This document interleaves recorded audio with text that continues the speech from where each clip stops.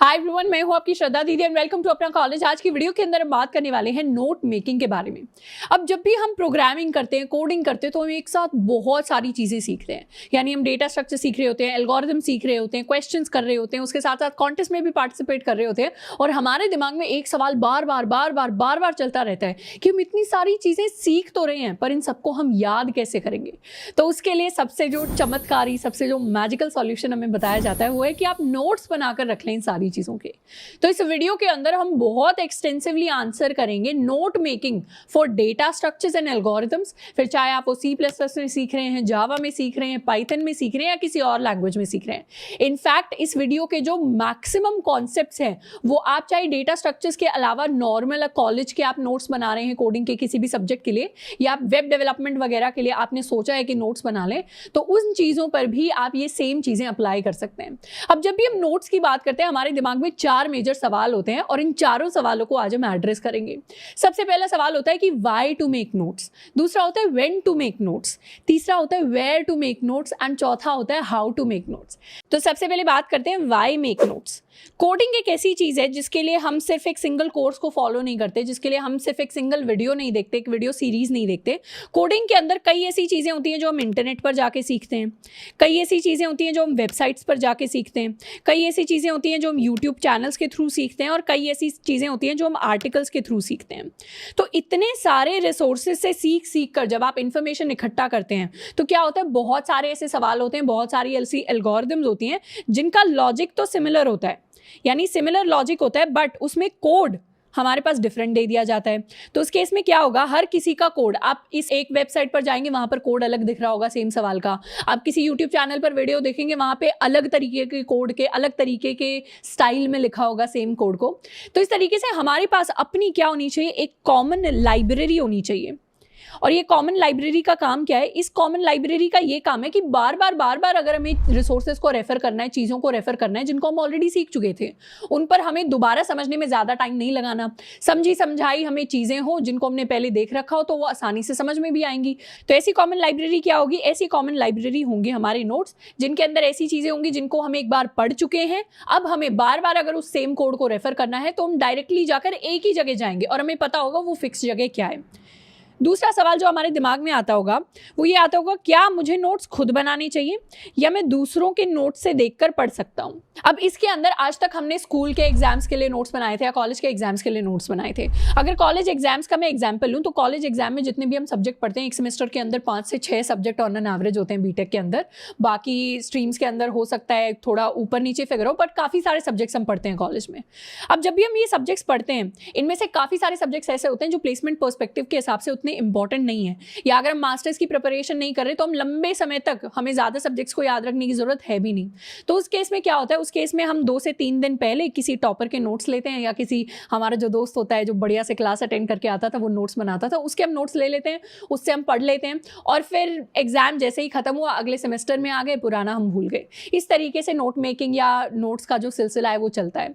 पर जो हमारे डेटा स्ट्रक्चर्स एल्गोरिथम्स के नोट्स होते हैं वो हम कुछ महीनों के लिए नहीं बना रहे, वो हम कई सालों के लिए बना रहे हैं। क्यों कई सालों के लिए बना रहे हैं, क्योंकि प्लेसमेंट के अंदर कॉलेजेस में जब प्लेसमेंट के लिए कंपनीज आती है या एज अ बीटेक स्टूडेंट हम ऑफ कैंपस अप्लाई करते हैं, तब तो हमसे डीएसए पूछा ही जाता है।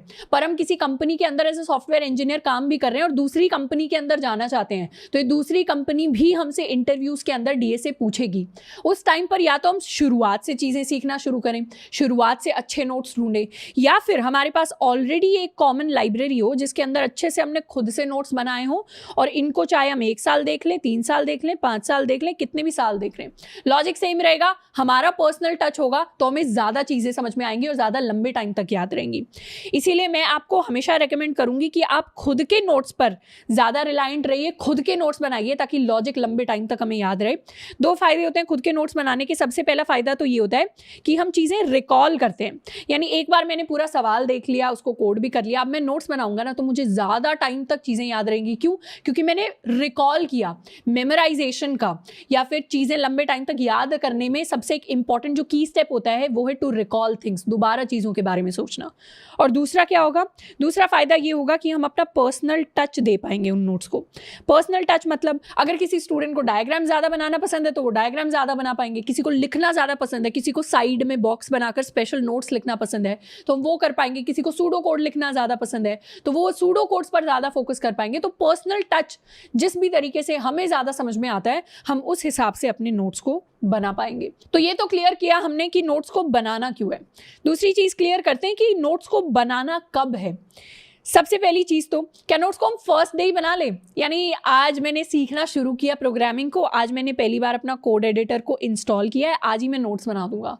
नहीं, नोट्स बनाने के जो फेजेस होते हैं वो 3-4 फेजेस होते हैं। सबसे पहले बात करते हैं कि किसी भी लैंग्वेज को जब हम सीखते हैं तो उसके बेसिक्स ऑफ प्रोग्रामिंग सीखते हैं, यानी उस लैंग्वेज के अंदर हम इनपुट आउटपुट किस तरीके से लेते हैं, उस लैंग्वेज के अंदर वेरिएबल्स किस तरीके से काम करते हैं, उस लैंग्वेज के अंदर इफ एल्स या कंडीशनल स्टेटमेंट्स कैसे काम करती हैं, लूप्स कैसे काम करते हैं और फंक्शंस लिखने का सिंटैक्स क्या होता है। ये होती हैं सबसे बेसिक चीज़ें जो हम किसी भी लैंग्वेज के अंदर सीखते हैं। जब भी हम basics of a programming language सीख रहे होते हैं तब हमें इतना नोट्स बनाने की ज़रूरत नहीं है। सिर्फ कुछ स्पेशल टर्म्स होती हैं, जैसे डेटा टाइप्स के कितने कितने साइजेस होते हैं, हाँ उस चीज़ के हम नोट्स बना सकते हैं। जो फिगर्स हैं, जो मैथ वाले फिगर्स हैं, जो कुछ याद करने हैं, उस चीज़ के हम नोट्स बना सकते हैं।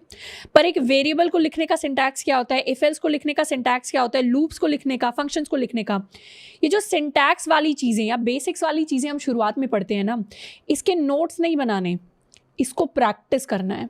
जितना ज़्यादा हम प्रैक्टिस करेंगे उतना ज़्यादा ये याद होनी चाहिए। जैसे अगर हमारा ड्रीम है कि हमें न्यूज़पेपर के अंदर आर्टिकल लिखने हैं तो हम क्या करेंगे, आर्टिकल लिखने की प्रैक्टिस करेंगे, हम वहाँ पर ABCD प्रैक्टिस नहीं कर रहे होंगे। उसी तरीके का कुछ फंडा है। ये जो टॉपिक्स होते हैं ये बेसिक्स होते हैं बिल्कुल। This is the ABC of Java, ABC of C++, ABC of Python. इन चीज़ों को हमें ज़्यादा से ज़्यादा प्रैक्टिस करना है। इनफैक्ट जब हम एडवांस लेवल तक जाएंगे या हम डेटा स्ट्रक्चर्स प्रैक्टिस करेंगे, आगे एल्गोरिदम्स करेंगे, क्वेश्चंस करेंगे, तो इन चीज़ों को हम वैसे ही लिख रहे होंगे, बार बार हर प्रोग्राम में ही लिखना होता है इन चीज़ों को। तो इनके लिए हमें खास अलग से जाकर नोट्स नहीं बनाने पड़ते। दूसरी बात करते हैं डेटा स्ट्रक्चर्स की। जब भी हम कोई नया डेटा स्ट्रक्चर सीखते हैं तो इसके लिए हमें नोट्स बनाने चाहिए। क्या, किस तरीके से नोट्स बनाने चाहिए? सबसे पहले तो हमें उस डेटा स्ट्रक्चर की डेफिनेशन लिखनी चाहिए। उसके अलावा उस डेटा स्ट्रक्चर पर क्या क्या ऑपरेशंस परफॉर्म होते हैं वो लिखना चाहिए। साथ के साथ हमें कुछ सैम्पल कोड लिखने चाहिए। जैसे मैं एग्जांपल ले लेती हूँ कि मैंने एरेज सीखा है आज। अब एरेज के अंदर मुझे पता है एरेज को इनपुट भी कर सकते हैं, एरेज को आउटपुट भी कर सकते हैं। एरे के अंदर कोई इंडेक्स भी होता है, जीरो बेस्ड इंडेक्सिंग शुरू होती है। और एरे दिखता कैसा है, एरे को हम कुछ इस तरीके से विजुअलाइज करते हैं अपनी मेमोरी के अंदर। खाने होते हैं जिसके अंदर हमारी कुछ वैल्यू स्टोर होती हैं। तो इस तरीके से आप डायग्राम के थ्रू रिप्रेजेंट करिए, डेफिनेशन लिखिए, एरे होता क्या है, उसके अंदर डिफरेंट ऑपरेशंस हम क्या परफॉर्म करते हैं, और हम कुछ सैंपल कोड भी लिख सकते हैं ताकि बाद में जाकर हमें याद आ जाए कि हाँ कुछ इस तरीके का सिंटैक्स था। अब एरे तो बहुत ईजी एग्जाम्पल है ये चीज़ समझाने के लिए।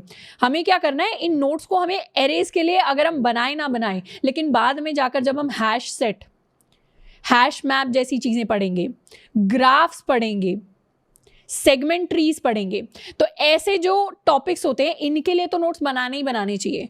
क्योंकि कई बार क्या होता है, हैश सेट इंटरनली इंप्लीमेंट कैसे होता है, हैश मैप इंटरनली इंप्लीमेंट कैसे होता है, यही सवाल आ जाते हैं डायरेक्ट इंटरव्यूज के अंदर। तो इनके हमारे पास प्रॉपर नोट्स होने चाहिए। अगर कोई डेटा स्ट्रक्चर है तो उसकी डेफिनेशन, ऑपरेशन, सैंपल कोड, साथ में साथ अगर वो स्पेशल तरीके से इंप्लीमेंट होता है तो उसकी इंप्लीमेंटेशन भी हम लिख लें नोट्स के अंदर। दूसरी चीज़ क्या होगी, दूसरी चीज़ ये होगी कि अगर हम किसी एल्गोरिदम के लिए नोट्स बना रहे हैं या कोई क्लासिकल क्वेश्चन है, क्लासिकल क्वेश्चन कहने का मतलब है ऐसे क्वेश्चन जो हमारा बहुत स्ट्रॉन्ग लॉजिक फॉर्म करते हैं, जिन क्वेश्चंस को हम हर फॉर्म के अंदर कहीं ना कहीं इंटरव्यूज के अंदर वो घुस के आ ही जाते हैं। तो ऐसे क्वेश्चंस के लिए अगर हम नोट्स बना रहे हैं तो उसके अंदर हमें प्रॉपर अपना लॉजिक लिखना होता है। अपना कोड हम लिख सकते हैं, नहीं तो कोड नहीं लिखना तो सूडो कोड हम लिख सकते हैं, ताकि सूडो कोड देखते ही याद आ जाए हाँ लॉजिक ऐसा था, सूडो कोड ऐसा था, तो कुछ इस तरीके की चीज़ें होंगी।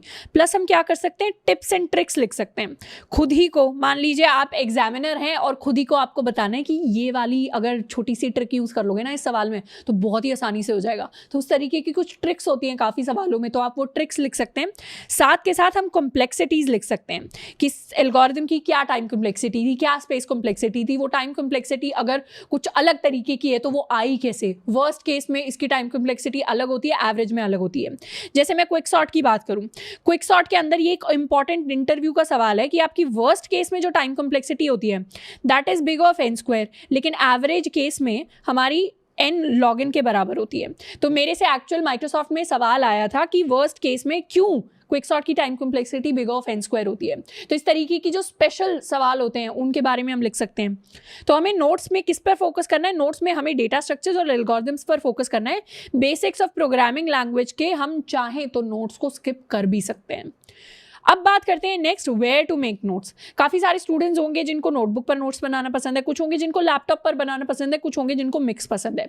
आप अपनी प्रेफरेंस के हिसाब से कुछ भी चूज कर सकते हैं।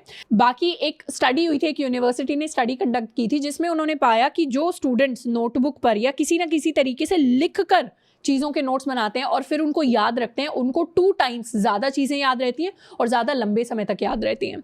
बट हाँ, कुछ ऐसे स्टूडेंट होंगे जिनको सिर्फ लैपटॉप पर देखकर ही बहुत अच्छे से नोट समझ में आ जाते होंगे, तो वो आपकी अपनी पर्सनल प्रेफरेंस है। बाकी नोटबुक के ऊपर आप 2 तरीके के नोट बना सकते हैं। एक तो है कि आप टॉपिक वाइज नोटबुक्स ले लें। इसको पर्सनली मैं प्रेफर नहीं करती। मैं क्या करती हूँ, सिंगल नोटबुक में टॉपिक वाइज मैंने नोटबुक को सेग्रीगेट कर रखा है कि इतने पार्ट में सिर्फ एरेज के नोट्स हैं, इतने पार्ट्स में सिर्फ ट्रीज के नोट्स हैं, इतने पार्ट्स में सिर्फ डायनेमिक प्रोग्रामिंग के नोट्स हैं, इतने पार्ट्स में सिर्फ मेरे ग्राफ्स के नोट्स हैं। तो इस तरीके से मैंने सिंगल नोटबुक में मैं डिवाइड करती हूँ। टॉपिक वाइज जाना मैं प्रेफर करती हूँ, आप अपने हिसाब से देख सकते हैं।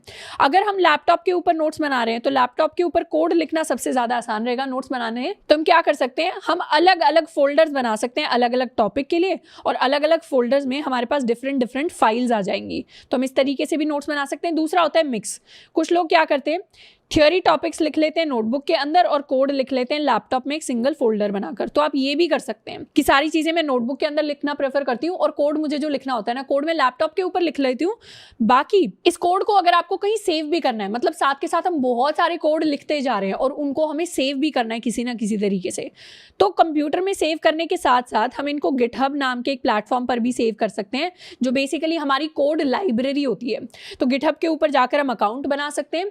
फ्री स्टूडेंट अकाउंट आप बनाएंगे अपनी कॉलेज आईडी सबमिट करके, तो काफी सारी आपको चीजें भी मिल जाती हैं जो हेल्पफुल होती हैं एज अ डेवलपर आपके लिए।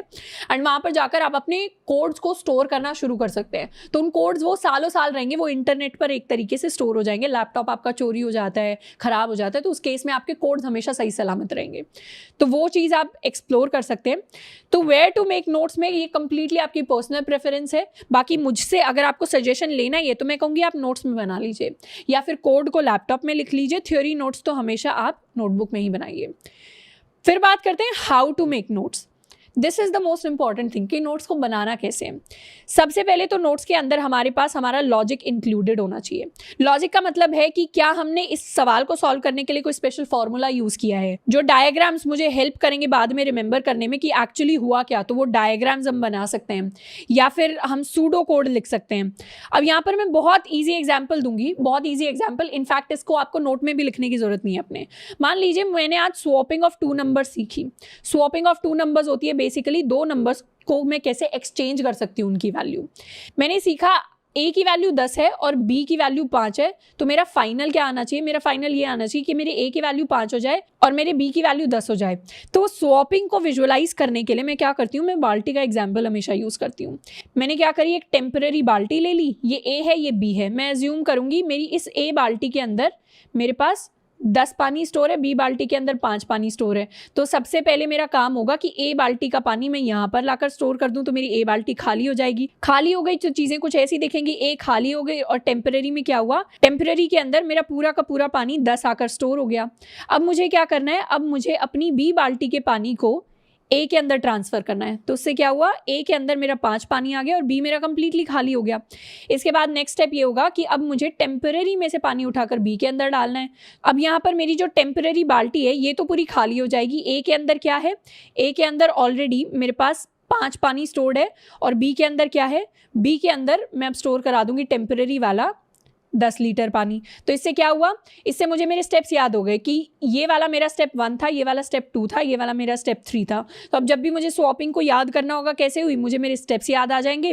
बाल्टी की फॉर्म में मैंने विजुअलाइज कर लिया, लास्ट में ए में 5 आ गया और बी में मेरा 10 आ गया। तो ये सेम चीज़ अब मुझे कोड में कन्वर्ट करनी है। तो इस तरीके के डायग्राम्स अगर आपको बनाना पसंद है तो आप डायग्राम्स बना सकते हैं, सूडो कोड वगैरह लिख सकते हैं लॉजिक के लिए। उसके अलावा जो आपने स्पेशल चीज़ें नोटिस की हैं उनको हम लिख सकते हैं। जैसे हमने नोट किया कि ये वाला जो प्रोग्राम है ना 2 पॉइंटर अप्रोच से सॉल्व होता है, या ये जो सवाल है मेरा ये ग्रीडी अप्रोच को यूज करके सॉल्व होता है। तो इस तरीके के स्पेशल पॉइंटर्स हम मेंशन कर सकते हैं जो हमें लंबे समय तक याद रहें। उसके अलावा अगर हमने कोई स्पेशल पैटर्न ऑब्जर्व किया कि ऐसे सवाल तो बार बार आते रहते हैं, ये अप्रोच तो बार बार यूज होती है, मैंने 10 किए, 10 में से 3 में ये अप्रोच यूज हो गई, तो इसको मुझे यहाँ पर मेंशन कर देना चाहिए। दूसरा, हमारे पास नोट्स के अंदर ही आंसर होना चाहिए कि मैंने जो डेटा स्ट्रक्चर यूज किया है उसको यूज क्यों किया है। अगर मैंने इसके अंदर एरेज लगाए तो क्यों लगाया, हैश मैप लगाए तो क्यों लगाया, ट्रीज यूज किया है, ग्राफ्स नहीं यूज किया तो ट्रीज को क्यों यूज किया है, या जो हमने एल्गोरिथम यूज किया है उसको हमने क्यों यूज किया है। तो ये तो हो गई पहली चीज जिसके अंदर लॉजिक और सारी चीजें हम लिख रहे हैं। दूसरी चीज जो हमें पक्का से मेंशन करनी है कोड के अंदर वो ये है कि हमें सिर्फ फंक्शंस लिखने हैं, हमें पूरा कोड नहीं लिखना। यानी मेन फंक्शन बना दिया, प्रॉपर क्लास बना दी, इस तरीके से पूरा कोड नहीं लिखना। या तो आप सिर्फ वो फंक्शन लिखिए जिसमें इंपॉर्टेंट लॉजिक वाली बातें चल रही हैं, नहीं तो हम क्या कर सकते हैं, नहीं तो हम सूडो कोड लिख सकते हैं। मतलब प्रॉपर हम एक एक लाइन, एक एक स्टेटमेंट, टर्मिनेटर उस तरीके से लिखे, वो ज़रूरी नहीं है।